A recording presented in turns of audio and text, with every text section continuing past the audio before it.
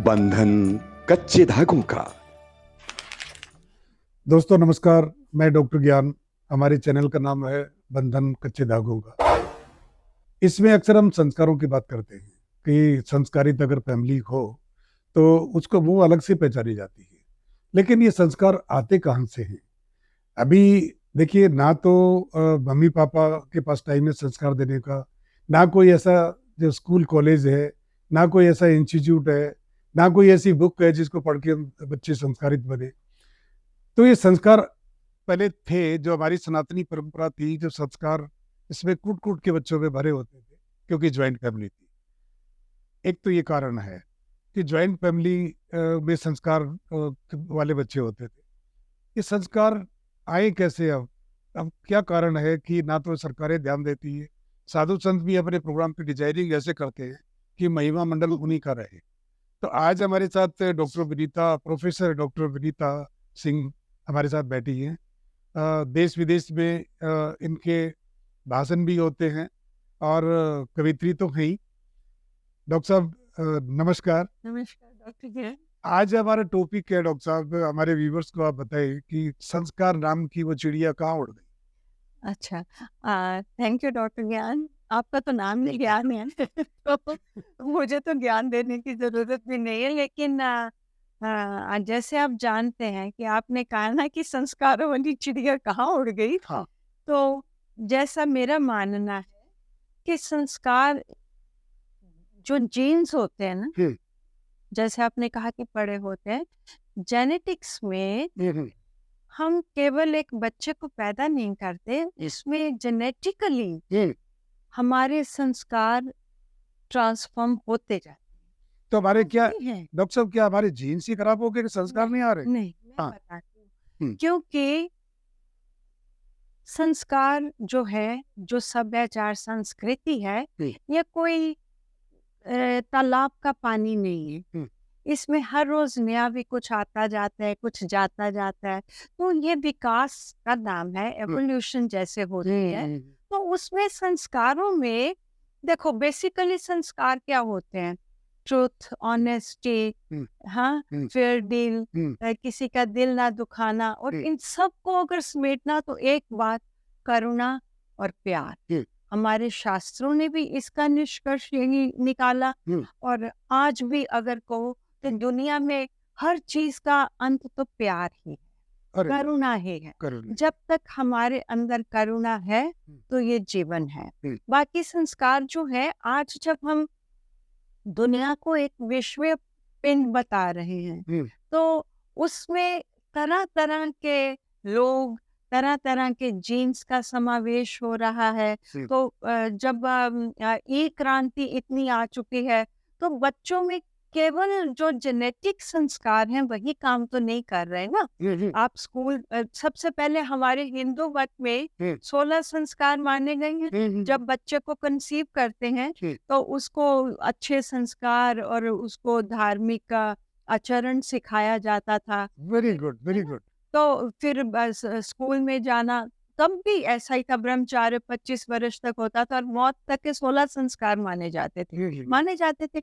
आज भी उनका फॉर्म बदल गया। नुकसान कहाँ आया? जब माँ बाप दोनों वर्किंग है और बच्चा घर में या आया के या उसमें जो कहते हैं खर्च भी डाल देते हैं, खर्च में पड़ता है, तो उसको संस्कार खाली मीडिया दे रहा है। हम टीवी लगा देते हैं और उसमें भी जो दुनिया भर की चीजें, जितना मना करोगे वो उतना वही चीज देखेगा। ये साइकोलॉजी है। तो इस वजह से संस्कार कहीं नहीं गए, हमारे अंदर पड़े हैं। उनको कुरेदने के लिए किसी के पास समय। ब्यूटीफुल, कि बहुत अच्छी बात बताई कि हमारे जीन्स में संस्कार है, लेकिन हम उन संस्कारों को, हमें महंगाई इतनी हो गई, अब दोनों काम नहीं करते, तो अब शादियां होती है तो पहले पूछ लेते हैं कि भी तू कितना कमा रही है और मैं कितना कमा रहा हूँ, हमारा घर चल सकेगा कि नहीं चल सकेगा। ये नहीं है कि वो बच्चे निष्ठुर हो गए हैं, उनके पास समय की कमी हो गई है, तो वो क्या करें। और इसलिए मुझे लगता है कि संस्कार यही है, सिर्फ उनको ध्यान देने की जरूरत है। पर आपने कहा डॉक्टर साहब कि उनके पास समय की कमी हो गई है, तो फिर वो ध्यान कैसे देंगे? यही तो बात है। हम्म। तो उसमें केवल माँ बाप नहीं, हमारी सरकारों का भी योगदान वेरी होना गुड। चाहिए। हाँ, देखो, बाहर अगर बच्चा पढ़ता है ना, अब तो सरकारों की बात बताओ कि सरकार कैसे। मैं बताती हूँ हम्म, कि बाहर जब बच्चा पढ़ता है ना, तो उसकी स्कूलिंग टोटल फ्री होती है, उसको दिया जाता है। अब यहाँ पे सरकारी स्कूल कुछ एक है जिसमें बस वो थोड़ा-सा हम्म, दिया जाता है, लेकिन बच्चों को जब मैं बड़ी हम्म, सच्ची और कड़वी बात बता रही हूँ, गवर्नमेंट स्कूलों में हम डाल सकते हैं, हाँ? लेकिन हमें जब आप इतनी अच्छी नौकरियाँ लगे हो, तो आप सोचते हो कि ये दुनिया के साथ मुकाबला नहीं कर पाएगा मेरा बच्चा, हम्म। तो उसको आप अच्छे से अच्छे स्कूल में अच्छी एजुकेशन देना चाहते हो। तो इसके लिए फिर बजट की कमी आ जाती है, बजट की कमी आती है, तो फिर उनको दोनों को नौकरियाँ करनी पड़ती हैं, नौकरियाँ करते हैं तो बच्चे को टाइम देने का समय फिर नहीं बात रहता। फिर डॉक्टर साहब वही घूम के आ गई कि संस्कार ट्रांसफर कैसे करें।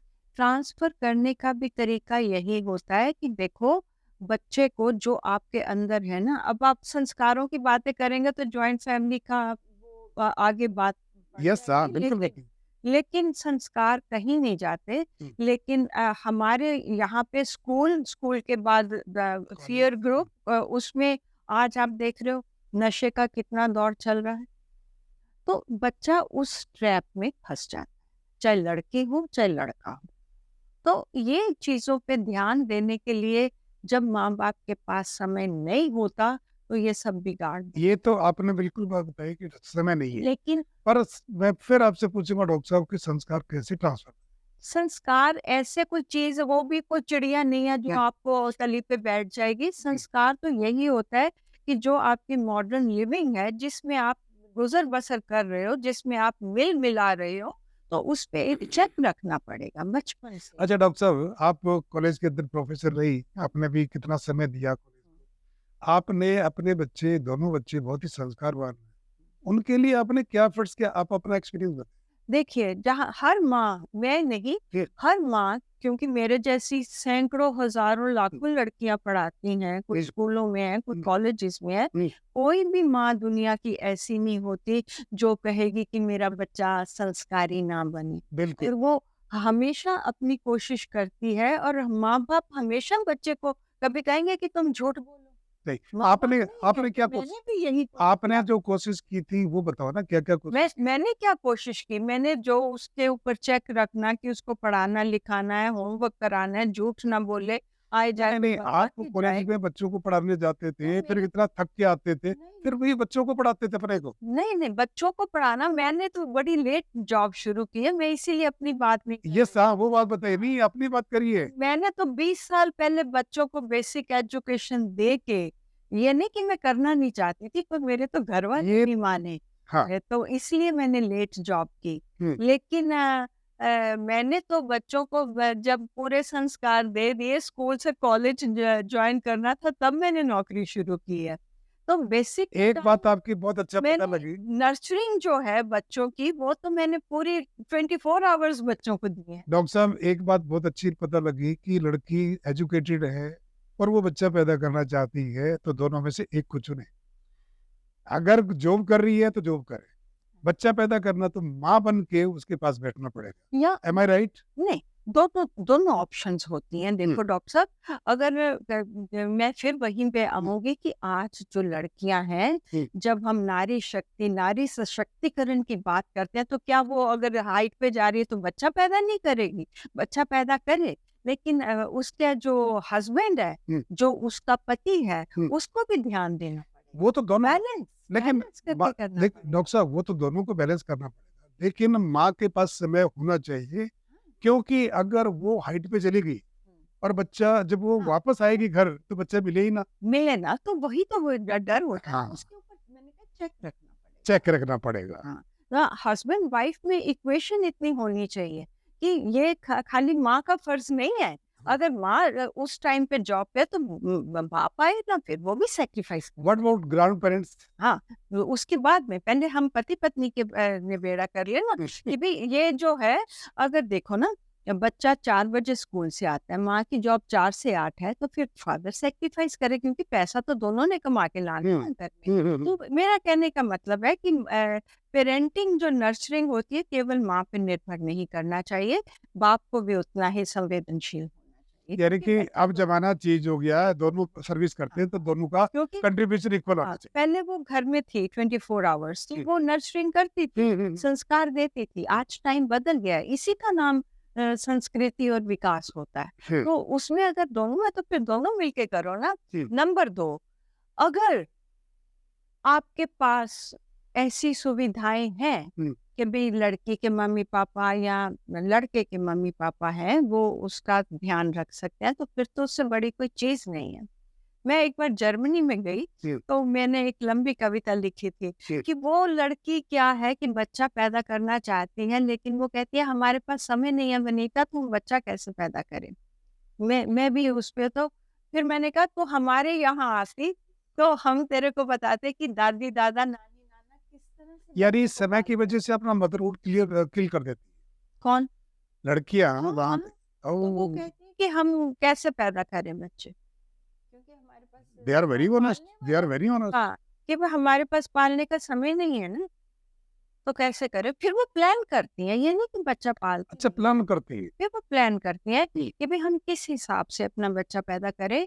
ये नहीं कि इमोशन में बच्चा पैदा कर लिया तो हम भुगतो, नहीं, वो प्लान करती हैं कि अगर हमने करना है तो सीरियसली हम किस तरह से सोचें कि हम उसको बच्चे को टाइम दे सकें। और देखो कि वो 16 साल की स्कूलिंग में भी और नर्सरिंग में भी कोई कमी नहीं आती। और आजकल तो वेस्ट भी समझ गया है कि जॉइंट फैमिली के न्यूक्लियर बहुत देर जी लिया सबने। हम अभी कॉपी कर रहे हैं, हाँ हाँ लेकिन आज हमारे देखो जो धर्म गुरु हैं या वो जो स्पिरिचुअल टीचर्स हैं, वो दुनिया में जब जाके मैसेज देते हैं हमारी जॉइंट फैमिलीज के, तो अब वो लोग भी मानने लग गए हैं कि हम जो मेड्स को या आया को दे के बच्चा पैदा संभाल दे, तो क्यों ना हम जॉइंट फैमिलीज में रखकर इंडिया ने, क्योंकि देखो डायस्पोरा बहुत जल्दी से फैला है, अब आज हिंदुस्तानी सारी दुनिया में फैले हुए हैं। तो वो जब वहां जाके देखिए कि आप पहले खुद जाते हैं, फिर अपने पेरेंट्स को भी बुला लेते हैं, फिर वो उनकी केयर बच्चों की करते हैं, तो बड़ी स्मार्टली वो लोग जी रहे हैं वहां पे। तो उसी तरह से ये हमारा जो जॉइंट फैमिली का कॉन्सेप्ट था, लेकिन उसको रिवाइव करना वेस्ट की भेड़ चाल में हम लोग न्यूक्लियर होना पसंद हो गए, है ना। पड़ेगा। तो अब वेस्ट हमारी नकल कर रहा है और हमको भी ये समझ आनी शुरू हो गई है कि अकेले से बच्चे अच्छा डॉक्टर पाले साहब, नहीं जाते। सोसाइटी का भी कोई रोल हो सकता है इसमें? सोसाइटी का होता है। सोसाइटी क्या है? देखो, सोसाइटी से पहले फैमिली होती है।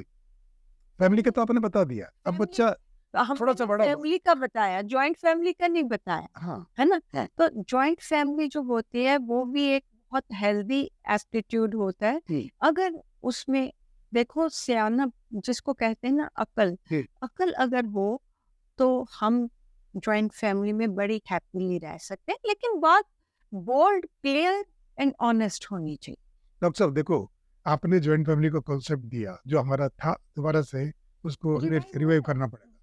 अब बच्चा थोड़ा सा बड़ा हो गया, सोसाइटी के अंदर मूव करने लगे, यानी कि जिस समाज में रहता है उसमें मूव करने लगे, तो समाज का क्या रोल है? वो आजकल बहुत ड्रास्टिक है, क्योंकि हम लोग, मेरा ऐसा मानना है, हो सकता है मेरे ख्याल थोड़े डिफरेंट भी हो, हम लोग जिसको विकास कह रहे हैं, लेकिन वो विकास के नाम पर जो हमारे वो संस्कारों की चिड़िया थी ना, वो कहीं उड़ती जा रही है, और हमारे लोभ लालच जो है वो सिर्फ पैसे की अंधी दौड़ में आगे के आगे निकलते जा रहे हैं। अब सोसाइटी की बताओ, सोसाइटी तो सोसाइटी है ना, हम्म। जब हर नहीं इंसान देखो, ऐसे सोच रहा है, तो वो देखो जो स्कूल का पीयर ग्रुप है, जो उनका बच्चों जब बात करते हैं तो वो नए नए सेल फोन की बात कर रहा है, यूटिलिटी की बात नहीं कर रहा, तो वो ब्रांड की बात कर ब्रांड की बात रहा कर है। तो ये जो कॉन्सेप्ट ऑफ डिजायर, कामनाओं लालसाओं का जो हमें एड्स के थ्रू और मीडिया के थ्रू मिल रहा है, तो वो फिर अल्लड़ बुद्धि होती है, माँ बाप के पास इतना टाइम होता नहीं है, स्कूल में जो जाते हैं फिर वो डिमांड करते हैं, घर में परेशानी होती है। तो ये सारा फिर आगे रिश्तेदारियां ले लो या फिर सोसाइटी समाज ले लो, वो पार्टियों पे जा रहे हैं बच्चा तो फिर वही डिमांड्स है। तो ये जो विकास के नाम पर, मॉडर्निटी के नाम पर जो हमने सारा मलबा इकट्ठा कर लिया है, ये सारा प्रदूषण है। प्रदूषण खाली हवा का नहीं है, प्रदूषण खाली पानी का नहीं है, खाने का नहीं है। हमारे मन में जो प्रदूषण फैल गया ना, ये सारा बेड़ा गर्क जिसको कहते हैं वो कर रहा है समाज का। क्योंकि पहले हमें अपने आप को साधना होगा। हम सध जाएंगे तो समाज हो सकता है मेरे देखे आप, आपको देखे वो, उसको देखे थोड़ा-थोड़ा फ़र्क पड़ेगा। अगर डिज़ायर इतना रंग ला सकती है, मीडिया क्रांति में जो एडवर्टाइज़मेंट्स का रोल है कि एक के साथ एक फ्री ये वो करके, तो हमें लालच हमारे बढ़ाए जा रहे हैं। आज i10 है, वो प्रो 14 आ गया, फलाना आ गया, हम उसकी बाद में लगे हुए हैं, लगे हुए हैं। एक फ़ोन की एग्ज़ाम्पल दी है और बहुत सारी बहुत सारे दोस्तों, डॉक्टर साहब ने बहुत सुंदर बात बताई है कि एक तो जॉइंट फैमिली हमारा कॉन्सेप्ट था, उसको फिर से रिवाइव करना पड़ेगा।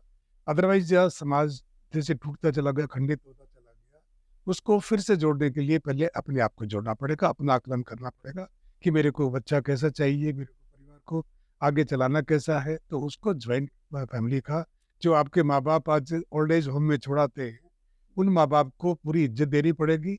अपनी फैमिली को एक बहुत एक ऐसी फुलवाड़ी जो बनाई है कि जिसकी फ्रेगरेंस पूरे समाज को मिले। दूसरा, समाज की भी ड्यूटी है, जो आरडब्ल्यूए जो रजौरी सॉरी दिल्ली के अंदर जो आरडब्ल्यूए बनी हुई है, उन लोगों को संस्कारों की बातें करनी चाहिए, उनको ठीक से बैठना, ठीक से बोलना, ठीक से पहन के आना, ये सब कुछ उसी से वो सीखेगा। स्कूलों की भी डॉक्टर साहब ने ड्यूटी लगा दी कि स्कूलों के अंदर टीचर्स का बहुत बड़ा रोल है, वो दूसरी माएँ हैं, उनको बच्चों पे विशेष ध्यान देना पड़ेगा, क्योंकि जो पेरेंट्स अपने बच्चों को आपके हवाले करके जाते हैं, तो आपकी ड्यूटी बनती है कि एक माँ बन के उनका लुक आफ्टर करें। डॉक्टर साहब ने सरकारों के बारे में भी बताया, साधु संतों के बारे में बताया, जिनको हम सुनते, जनता ने उनको सर आंखों में बिठा रखा है, सब कुछ पैसा भी दिया, सब कुछ समय भी दिया, तो उनकी भी ड्यूटी बनती है। नेक्स्ट टू गॉड जिनको बोलते हैं, जो साधु संत, जो विचारक हैं, जो हमारे टीचर्स हैं, उनको विशेष ख्याल करना पड़ेगा। और सरकारों का रोल है कि उसकी डिजाइनिंग स्कूल की एजुकेशन की ऐसी होनी चाहिए जिसमें संस्कारों का बोलबाला हो, तभी सारी ये यूनिट इकट्ठी होंगी तो हिंदुस्तान नंबर 1 था और नंबर 1 होगा। डॉक्टर साहब बहुत बहुत धन्यवाद, बहुत अच्छी बातें की। बंधन कच्चे धागों का।